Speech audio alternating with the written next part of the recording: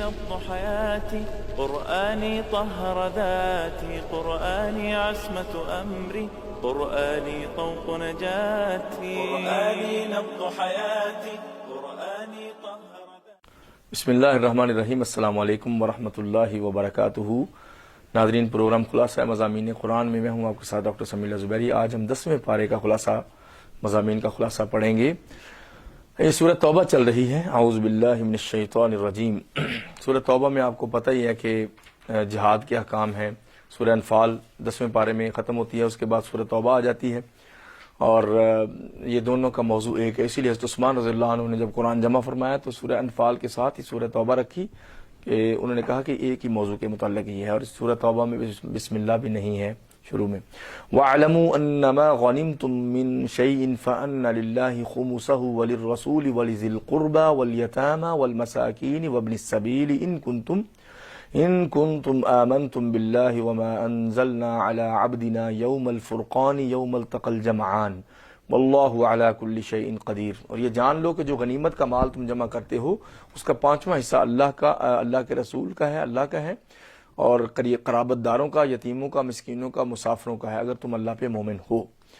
اور یہ یوم الفرقان قرار دیا گیا غزوہ بدر کو، یعنی اس میں حق اور باطل میں کرسٹل کلیئر فرق واضح کر دیا گیا۔ جب دو جماعتیں آپس میں بھیڑ پڑیں اور تم جو ہے قریب والے کنارے پہ تھے، وہ دور والے کنارے پہ تھے، اور جو قافلہ تھا وہ نیچے کو تھا، اگر تم آپس میں طے کر کے جنگ میں آتے تو اختلاف ہو جاتا، تو اللہ تعالیٰ نے کہا اچانک آج ان کی مڑ بھیڑ ہوگی۔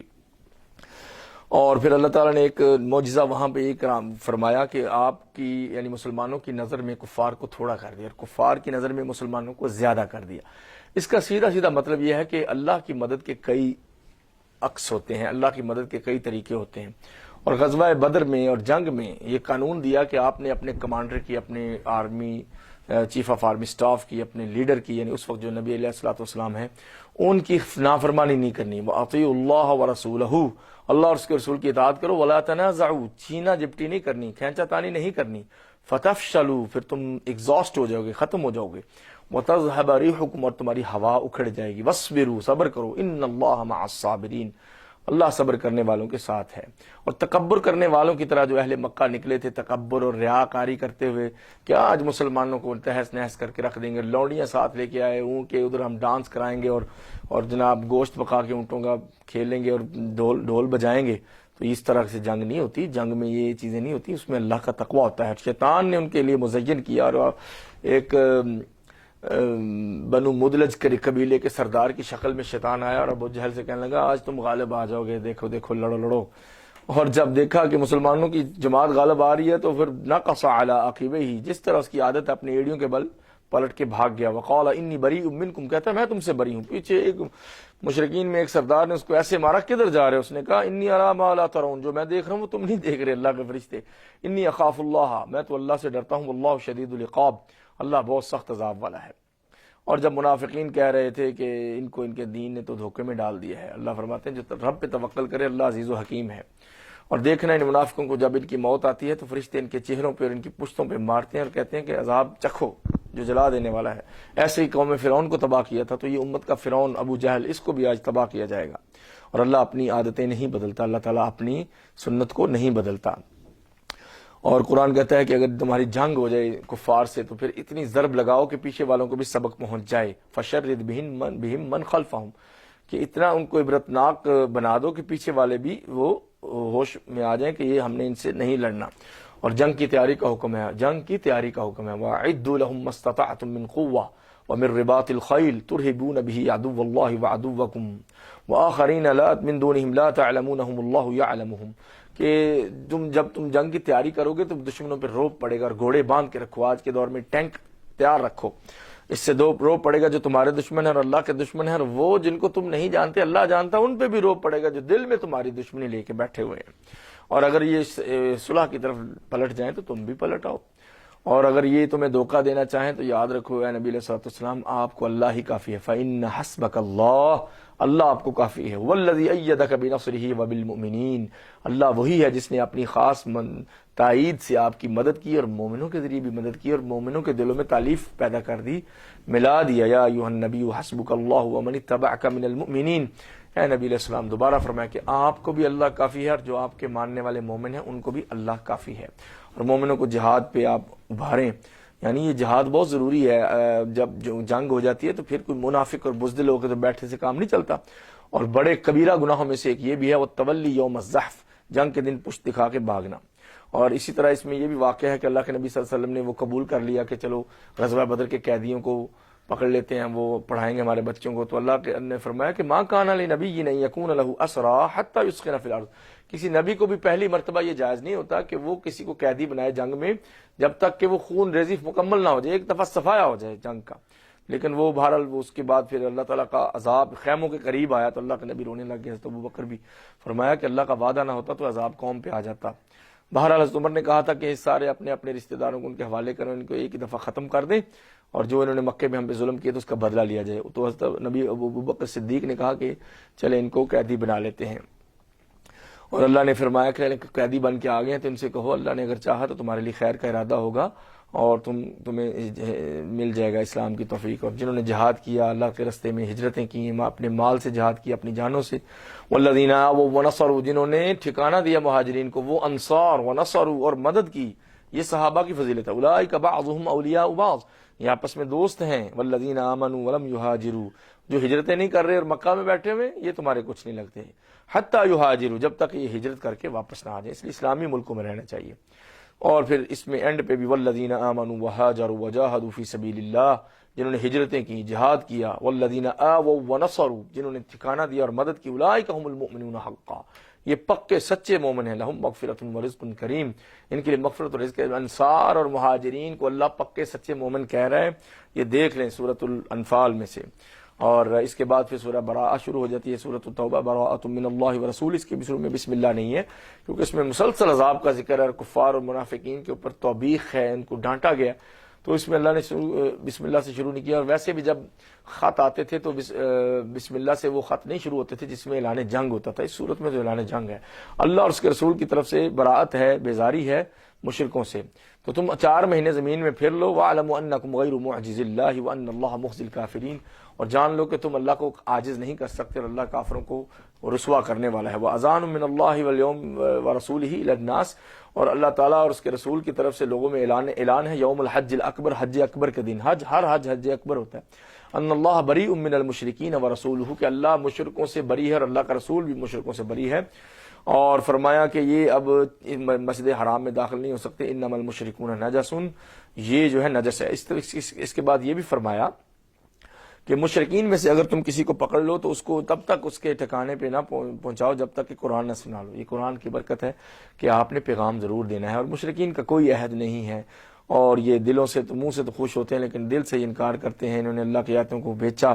اور فرمایا کہ تم ان سے ضرور قتال کرو گے، ایک تو شرک کی وجہ سے، دوسرا انہوں نے تم پہ اٹیک کیا اور مکہ میں بھی تمہیں مارا اور پھر وہاں سے نکالا، دشمنی ہو گئی نا، تو اب انہوں نے عہد بھی توڑ دیا۔ اور بیت اللہ کی جو ولایت ہے، وہ بیت اللہ کی ولایت تو متقین کو ملتی ہے، یہ تو وہاں پہ شرک کرتے ہیں، لہٰذا یہ اصل میں والی نہیں۔ وہ کہتے تھے نا ہم خاندانی والی ہیں بیت اللہ کا، اللہ نے کہا نہیں، یہ وہ نہیں ہے۔ اور اسی طرح قرآن کہتا ہے کہ گہرے دوست تم مشرکین کو نہیں بنا سکتے، اور یہ بھی فرمایا کہ مشرکین کو تو یہ زیب بھی نہیں دیتا، ما کان للمشرکین ان یعمروا مساجد اللہ شاہدین علی انفسہم بالکفر اولئک حبطت اعمالہم وفی النار ہم خالدون، کہ ان کو تو یہ زیب ہی نہیں دیتا مسجدیں آباد کریں، یہ تو کفر اور شرک میں پڑے ہوئے ہیں اور ان کے سارے اعمال برباد ہو گئے ہیں، اور یہ اپنے اوپر خود گواہ ہیں کہ ہم شرک کرتے ہیں۔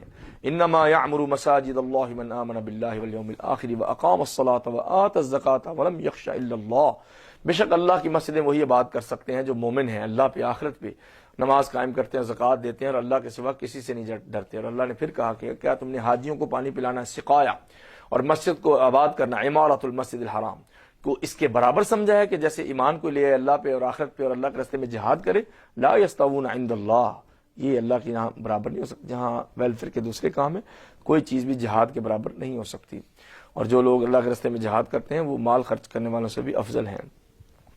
قرآن کہتا ہے کہ اپنے بھائیوں کو، اپنے والدین کو، اپنے بھائیوں کو اور اپنے آبا و اجداد کو دوست نہ بناؤ اگر وہ کفر کو پسند کریں، اہل ایمان کے اوپر ان کو ترجیح نہ دو اگر آپ کے بھائی۔ اور فرمایا کہ اگر تمہارے بھائی تمہارے باپ، تمہارے بیٹے، تمہارے بھائی، تمہاری بیویاں، تمہارا خاندان، اور وہ مال جو تم کماتے ہو، وہ تجارت جس کے نقصان سے ڈرتے ہو، اور وہ گھر جو تمہیں بہت ہی اچھے لگتے ہیں، اگر اللہ اور اس کے رسول اور جہاد سے بہت تمہیں زیادہ پسند ہیں تو یہ انتظار کرو، پھر اللہ تعالیٰ کا عذاب آئے گا۔ لہٰذا جہاد جو ہے نا اس سے مومن کو محبت ہونی چاہیے۔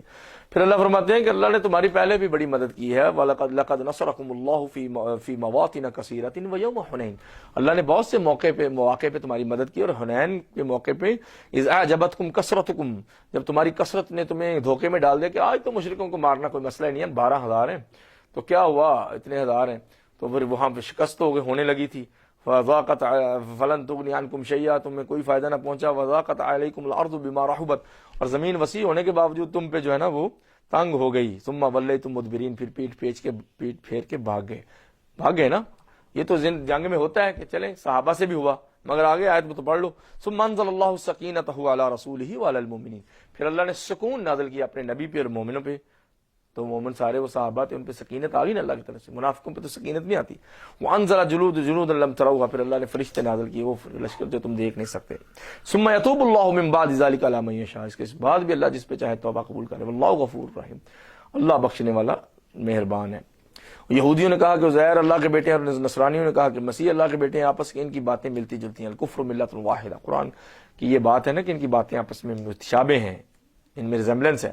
تو نبی علیہ السلام نے بھی یہ فرمایا کہ کفر ایک ہی ملت ہے، تو اللہ کا کوئی بیٹا نہیں ہے، یہ اللہ ان کو برباد کرے، یہ کدھر پھر رہے ہیں، انہوں نے اپنے احبار اور رہبان کو اللہ کے سوا خدا بنایا، اور مسیح ابن مریم کو بھی بنایا، حالانکہ ان سب کو حکم یہ ہوا تھا کہ اللہ کی عبادت کرو، اور یہ چاہتے ہیں اللہ کے نور کو اپنے پھونکوں سے بجھا دیں، پھونکوں سے یہ چراغ بجھایا نہ جائے گا۔ اللہ کے نبی صلی اللہ علیہ وسلم، آپ کا پیغام، آپ کا قرآن، یہ نور، یہ پھونکوں سے نہیں بجھایا جائے گا۔ هو الذی ارسل رسولہ بالہدی ودین الحق، وہ اللہ جس نے اپنے رسول کو ہدایت دے کر دین حق دے کر بھیجا ہے، لیظہرہ علی الدین کلہ، یہ رب کا وعدہ ہے کہ سب دینوں پہ اس دین کو غالب کر کے رہے گا، ولو کرہ المشرکون، چاہے مشرکوں کو یہ ناپسند ہو۔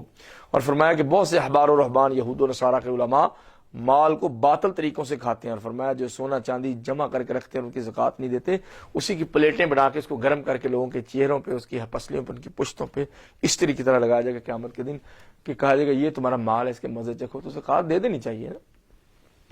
اور قرآن کہتا ہے کہ جو جس طرح مشرکین تم سے زیادہ سارے مل کے قتال کرتے ہیں، جنگ کرتے ہیں، اس طرح تم بھی مل کے قتال کرو، فرقے میں نہ پڑو، اور جب جنگ کا وقت آ جائے تو نکلو، اگر نہ نکلے تو اللہ کا عذاب آئے گا۔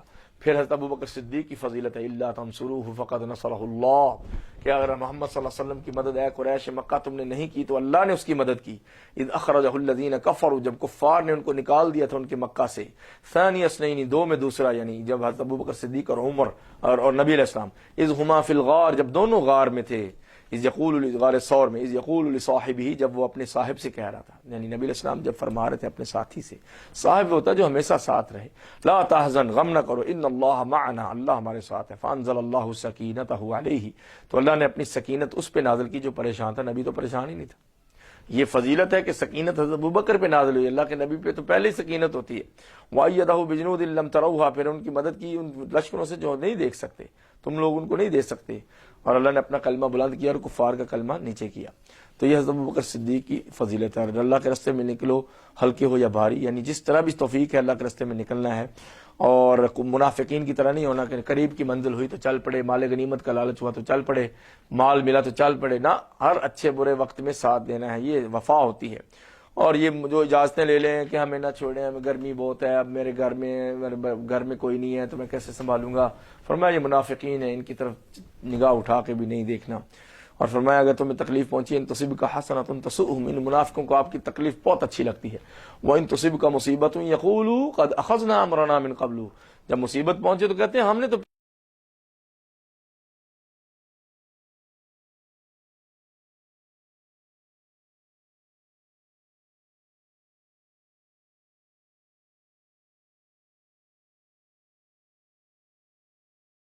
لا وهم کسالی ولا ينفقون الا هم کارہون، یہ منافقین نمازیں بھی پڑھتے ہیں، دل میں کفر بھی رکھا ہوا ہے، ان کے ہم صدقات قبول نہیں کریں گے، میدان جنگ میں ان کے نفقات قبول نہیں کریں گے، کیونکہ اللہ اور رسول پہ انہوں نے کفر کیا، اور نماز میں آتے ہیں تو سست، لیکن منافق نماز بھی پڑھتا ہے، اور خرچ کرتے ہیں تو نہ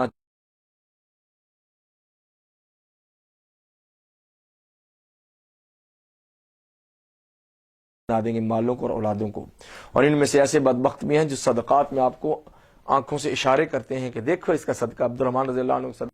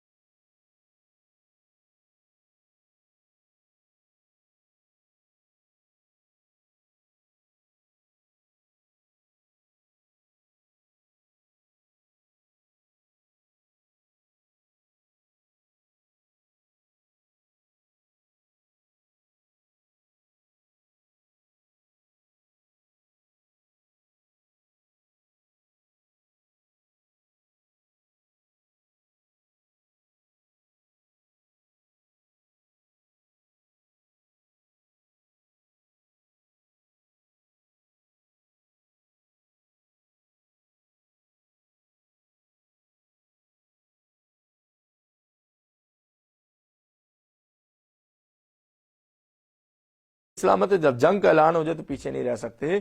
اس لیے جو غنی ہیں اغنیا آپ سے اجازتیں لیتے ہیں, آپ ان سے کہیں کہ یہ اجازتیں میں نہیں دے سکتا. جس چیز کو اللہ نے فرض کیا ہے اللہ کے نبی اس کو منع نہیں کر سکتے. یہاں 10ویں پارے کے مضامین کا خلاصہ ہم نے پیش کیا. ناظرین 11ویں پارے کے مضامین کے خلاصے تک کے لیے اپنے ہوسٹ ڈاکٹر سمیع الزبیری کو اجازت دیجیے. اللہ حافظ.